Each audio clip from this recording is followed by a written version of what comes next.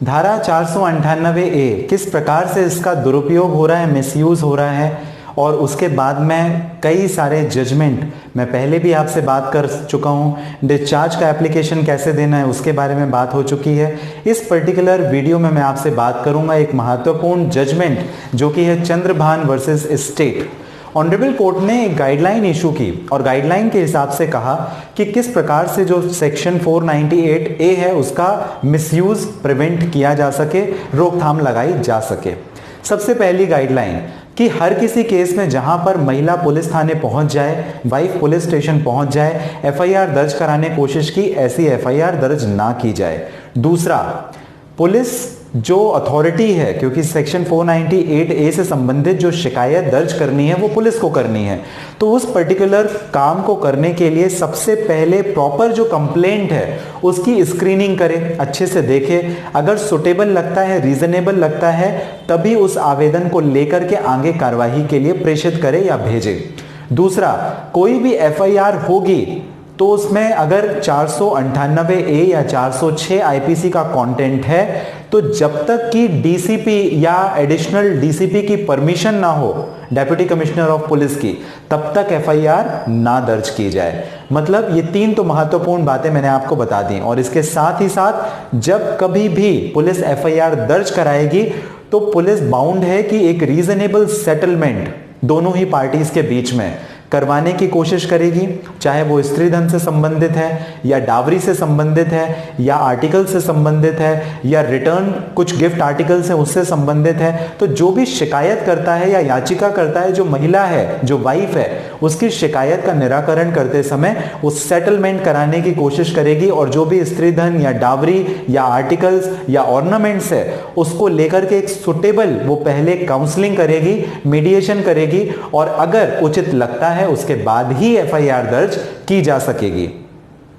एक और गाइडलाइन जहां पर ऑनरेबल कोर्ट ने सेम जजमेंट जो चंद्रभूषण वर्सेस स्टेट का जजमेंट मैंने आपको बताया, वहां पर यह भी कहा कि कभी भी जब भी इन्वेस्टिगेशन हो रही है उसके पहले या बाद में ऐसे ही आप गिरफ्तार नहीं कर लेंगे। उसके लिए एक और जजमेंट है Arnesh Kumar versus state of Bihar का जजमेंट, जहां पर ऑनरेबल सुप्रीम कोर्ट की गाइडलाइंस है कि आप हर डोमेस्टिक वायलेंस के केस में जो अक्यूज्ड है, जिसके अगेंस्ट में आरोप लगे हुए हैं, आप उसे गिरफ्तार नहीं कर लेंगे। जब कभी भी अरेस्ट करनी है तो एटलीस्ट आपके पास सफिशिएंट रीजन या डीसीपी की परमिशन भी होनी चाहिए, तभी आप अरेस्ट कर सकते हैं अक्यूज्ड को। एक और महत्वपूर्ण बात इसमें यह भी ध्यान में रखनी है कि जो भी मैंने आपको ऊपर की गाइडलाइंस बताई, अगर इससे किसी को तकलीफ है, जो रिस्पोंडेंट है उसे या एप्लीकेंट है उसे, वो डीसीपी को भी अप्रोच कर सकता है और अपनी एप्लीकेशन दे सकता है।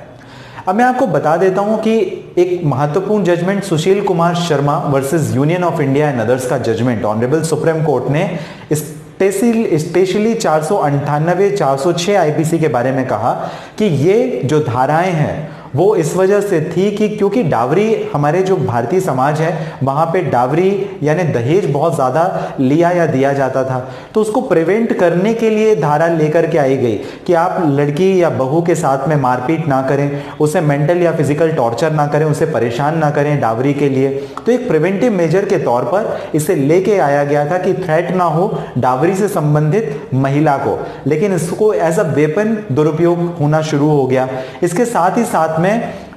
कैसे इसको प्रिवेंट करना है उसके बारे में भी समझना होगा और इसकी वजह से जो हमारे लेजिस्लेचर्स हैं या हमारी पार्लियामेंट है, तो किस प्रकार से नियम या कायदे या कानून बनाए जाने चाहिए उसे ध्यान में रख करके ऐसे कानून बनाए जिसकी वजह से 498A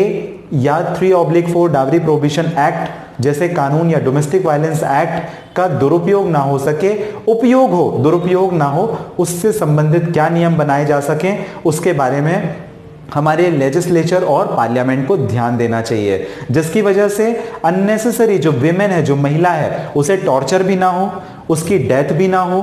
क्योंकि 304 बी के भी तो केसेस होते हैं। तो आप ऐसा भी नहीं कह सकते कि महिलाओं को परेशानी नहीं है, कई जगह बहुत सीरियसली उनको तकलीफ तो है, लेकिन हर जगह नहीं है, ये भी बात स्पष्ट है। तो इन्हें टॉर्चर या डेथ या क्रुएलिटी जो कि मानसिक व शारीरिक रूप से हो उसमें ना हो, और किसी भी निर्दोष व्यक्ति को बेवजह का कानून के शिकंजे में आकर के तकलीफ का सामना ना करना पड़े, सच्चाई सामने आए और जो भी गिल्टी है उसे उसका पनिशमेंट मिले, लेकिन जो निर्दोष है उसे उसकी सजा ना मिले। ऐसे प्रावधानों को ध्यान में रख करके ऑलरेडी काफी सारी सुप्रीम कोर्ट की गाइडलाइंस हैं, ऑनरेबल हाई कोर्ट की गाइडलाइंस हैं, तो उसे ध्यान में रख करके लेजिस्लेचर या पार्लियामेंट को नियम, कायदे, कानून में बदलाव या नए कानून का निर्माण करना चाहिए। आपका क्या कहना है 498A से संबंधित दुरुपयोग या उपयोग से संबंधित, आप मुझे कमेंट बॉक्स पे जरूर मेंशन कीजिए। इसके साथ ही पर्सनली अगर किसी प्रॉब्लम से संबंधित बात करना चाहते हैं तो व्हाट्सएप नंबर, अपॉइंटमेंट लिंक इस वीडियो के डिस्क्रिप्शन में है, जहां से आप मुझे बात कर सकते हैं। साथ ही नए सब्सक्राइब कर लीजिए, आपका अपना चैनल है ऑनलाइन लीगल हेल्प। मिलते हैं अगले वीडियो में, तब तक के लिए जो आप कीमती और महत्वपूर्ण समय हमेशा मुझे देते हैं, इसके लिए आप सभी का बहुत धन्यवाद।